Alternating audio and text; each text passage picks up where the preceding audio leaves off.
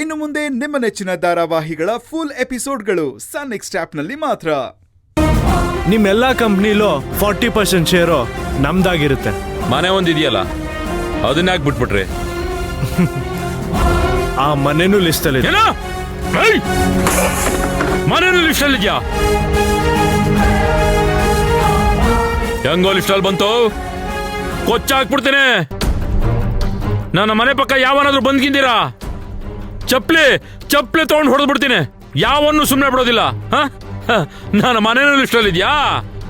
ಬರ್ರೋ, ಯಾವನ್ ಬರ್ತೀರಾ ಬಂದ್ರೋ ನೋಡ್ತೀನಿ. ಏಯ್, ನಾನು ಜೀವನನ ತೈದು ಆ ಮನೆ ಕಟ್ಟಿದ್ದೀನಿ. ಯಾವನ್ ಕಟ್ಟಿರೋ ಮನೆನ ಯಾವನ್ ತಗೊಳ್ಳೋದು?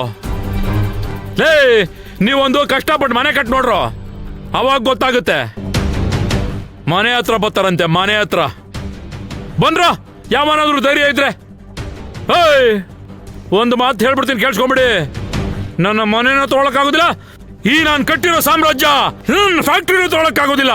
ಒಬ್ಬೊಬ್ಬನು ಕೊಚ್ಚಾಕ್ಬಿಡ್ತೀನಿ, ನನ್ನ ಮಕ್ಕಳ ನೋಡೇ ಬಿಡ್ತೀನಿ. ಏಯ್, ಬನ್ರೋ, ಯಾವನೇ ಅವನ್ ಬರ್ತೀರಾ? ಬನ್ರಲ್ಲ, ಬನ್ರೋ. ಅಯ್ಯೋ ಪೃಥ್ವಿ, ಏನ್ ಮಾಡ್ತಿದ್ದಾರೆ? ಅಣ್ಣ, ನಾನು ಹೇಳೋದನ್ನ ಕೇಳಿ ಅಣ್ಣ. ಸುಮ್ಮನೆ ತಕರಾರು ಮಾಡಿ ಏನು ಪ್ರಯೋಜನ ಇಲ್ಲ.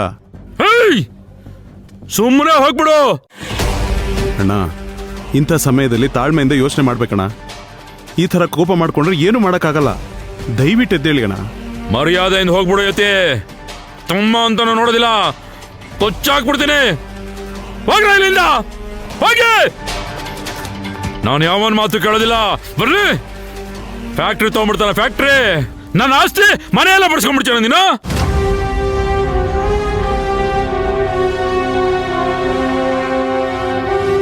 ಧರ್ಮರಾಜ್, ಈಗೇನಪ್ಪ ಇದೇ ನಿನ್ ಫೈನಲ್ ಮಾತಾ? ಮೊದಲನೇ ಮಾತು ಇದೆ, ಫೈನಲ್ ಮಾತು ಇದೆ ಕಣ. ಏನ್ ಮಾಡ್ತೀನಿ ನೋಡ್ಕೊಂಡ್ಬಿಡ್ತೀನಿ, ಮಾಡೋ. Boys, please carry on. ಮನ್ರಾ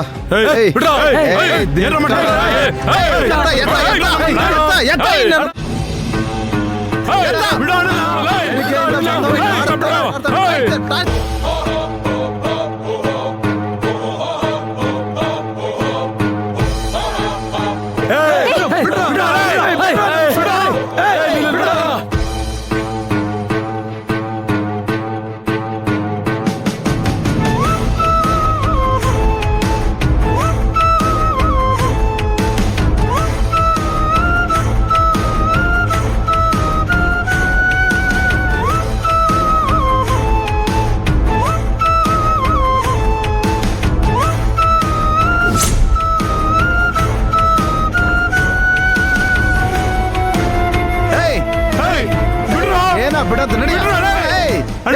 ತಲ ಅವನ್ನ.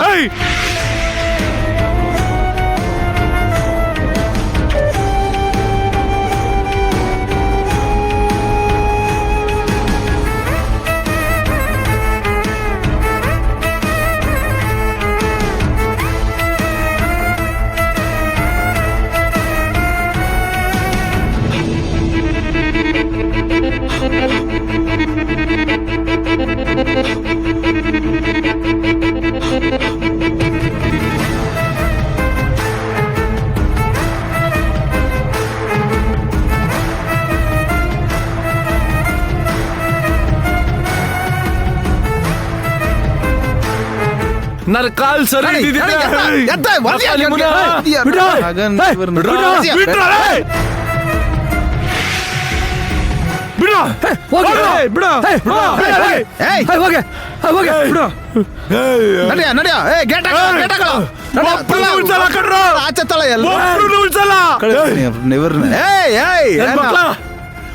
ಬಿಡಲ್ಲ, ಕತ್ತರ್ಸಾಕ್ತೀರಿ.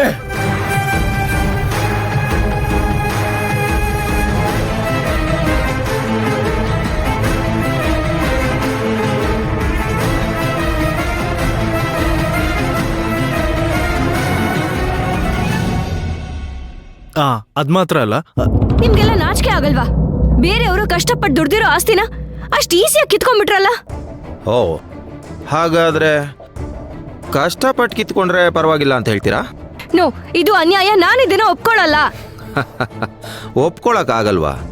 ಹಾಗಾದ್ರೆ ನಿಮ್ ಮನೇಲಿ ನಡೆಯೋ ಅನ್ಯಾಯನೆಲ್ಲ ಹೇಗೆ ಒಪ್ಕೋತಾ ಇದ್ದೀರಾ? ಇಲ್ಲೇ ನಿಂತಿದ್ದಾರಲ್ಲ ನಿಮ್ಮ ಹಸ್ಬೆಂಡ್. ಓಹ್ ಸಾರಿ, ಎಕ್ಸ್ ಹಸ್ಬೆಂಡ್. ಒಂದ್ಸರಿ ಮಧ್ಯರಾತ್ರಿ ಅಂತನೂ ನೋಡ್ದೆ ನಿಮ್ಮನ್ನ ಕತ್ತಿಡ್ದು ಮನೆಯಿಂದ ಹೊರಗೆ ದಬ್ಬದ್ರಲ್ಲ, ನೀವು ಕೂಡ ರಸ್ತೆ ಮಧ್ಯದಲ್ಲಿ ಕೂತಿದ್ರಲ್ಲ, ಅದೆಲ್ಲ ಮರ್ತೋಯ್ತಾ? ಹಾಗೆಲ್ಲೋಗಿತ್ತು ನಿಮ್ಮ ನ್ಯಾಯ ಅನ್ಯಾಯ ಎಲ್ಲ?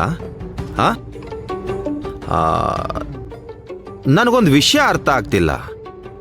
ನೀವೆಲ್ಲ ಓದ್ದವ್ರೆ ಅಲ್ವಾ? ನಿಮ್ಮ ಗುರಿ ಏನು?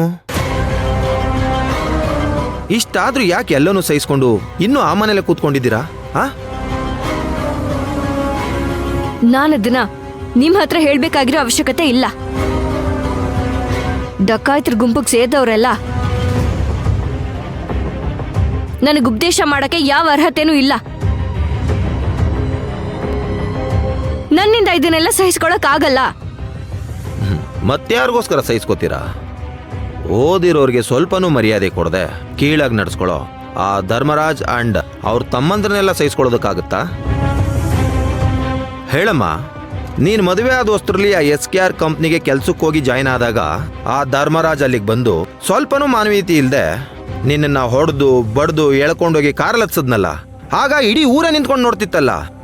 ಆಮೇಲಿಂದ ಮನೆಗೆ ಕರ್ಕೊಂಡೋಗಿ ನಿನ್ನನ್ನು ಹೋಮ್ ಅರೆಸ್ಟ್ ಮಾಡಿ ಇಟ್ಟಿದ್ರಲ್ಲ, ಆಗ ಯಾಕೆ ನಿನಗೆ ಆವೇಶ ಎಲ್ಲ ಬಂದಿಲ್ಲ? ಭಾರ್ಗವಿಯವರ ಅಮ್ಮ ಸತ್ತೋಗಿದ್ದಾಗ ನೀನು ಅಲ್ಲಿಗೆ ಹೋಗಿದೆ ಅಂತ ನಿನ್ನನ್ನು ಮನೆಯಿಂದ ಹೊರಗಡೆ ನಿಲ್ಲಿಸಿ ನಿನಗೆ ತಣ್ಣೀರು ಸುರಿದ್ರಲ್ಲ, ಆಗ ನಿನಗೆ ಕೋಪ ಬಂದಿಲ್ವಾ? ಈಗ ಕೋಪ ಉಕ್ಕರಿತಾ ಇದೆಯಾ? ನೋಡೋ, ಅದೆಲ್ಲ ನಿನ್ ಬೇಡದಿರೋ ವಿಷಯ. ಇದೆಲ್ಲ ಯಾರು ಹೇಳಿದ್ ನಿನ್ಗೆ? ಯಾರು ಹೇಳಿದ್ರಿ ಏನ್ ಬ್ರದರ್? ಇದೆಲ್ಲ ನಿಜ ತಾನೇ?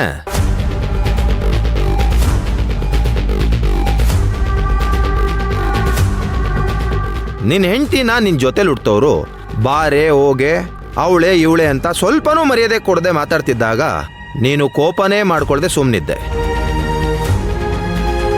ಈಗ ಕೋಪ ಬರ್ತಾ ಇದೆಯಾ? ಓ, ಅಜ್ಜಿ ಆಸ್ತಿ ಕೈ ತಪ್ಪೋಗ್ತಿದೆ ಅಂದ ತಕ್ಷಣ ಕೋಪ ಬರ್ತಾ ಇದೆಯಾ?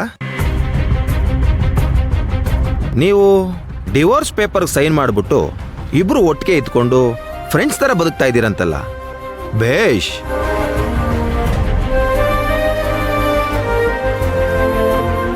ಮತ್ತೆ ನಿಮ್ಮ ಅಜ್ಜಿನ ಹಬ್ಬಕ್ಕೆ ಹಳ್ಳಿಗೆ ಕರ್ಕೊಂಡು ಹೋಗಿದ್ದಾಗ ಅಲ್ಲಿ ಯಾರೋ ಅವ್ರನ್ನ ಸಾಯಿಸೋಕೆ ಟ್ರೈ ಮಾಡಿದ್ರಂತಲ್ಲ, ಯಾರದು? ಹಾ, ಧರ್ಮರಾಜ್.